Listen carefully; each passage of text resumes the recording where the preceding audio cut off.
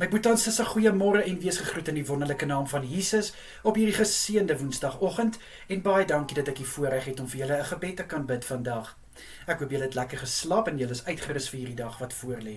Kom ons bid saam. Here, baie dankie vir hierdie nuwe dag wat in ons lewens toegevoeg is. Vader, God van die onmoontlike, die Heer van die leerskare, dankie Here.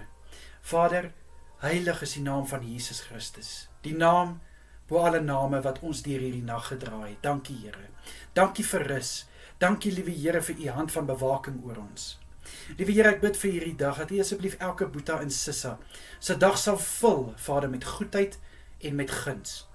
Liewe Here, ek bid dat elke een u genade sal ervaar en dat u genade sal genoeg wees vir hulle. Ek bid, liewe Here, vir krag in situasies. Ek bid vir wysheid in besluite en keuses wat gemaak moet word. Asseblief, Here. Ek bid, Vader, dat elkeen se gemoed gevul sal wees, Vader, met positiwiteit in Jesus naam.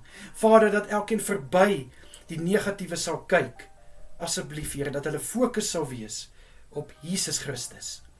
Vader, sal u asseblief vanaand vir elke een met 'n soete nagrus skenk. Ek bid dat elkeen goeie rus sal inkry vanaand na hierdie dag, Here. Ek bid, liewe Vader, dat elke een se nagrus ongesteurd sal wees. Ek bid in Jesus Christus naam dat elke een kalmte en rustigheid sal ervaar tydens hulle slaap in Jesus Christus naam.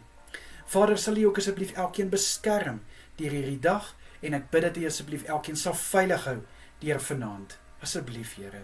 En Vader, dan bid ek vir elke selgroep wat vanaand by mekaar kom. Liewe Here, ek bid dat u teenwoordigheid elke kamer sal vul. Ek bid, liewe Here, dat u teenwoordigheid soos 'n soete aroma sal wees.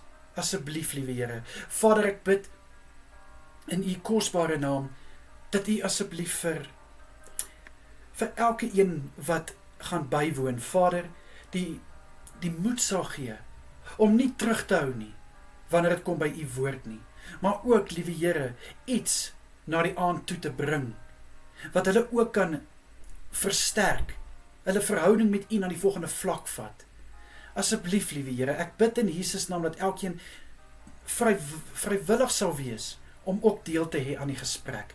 Vader, ek bid dat wat daar ook al is, wat elke een pla, wat in elkeen se pad staan, mag u die fokuspunt wees en mag u die middelpunt van die aand wees. Asseblief, Here. Vader, dankie dat alles wat ek nou gebid het, dat ek in Jesus naam kan bid. In u wonderlike naam is dit my gebed. Ons is lief vir u en ons is niks sonder u nie. Amen en amen.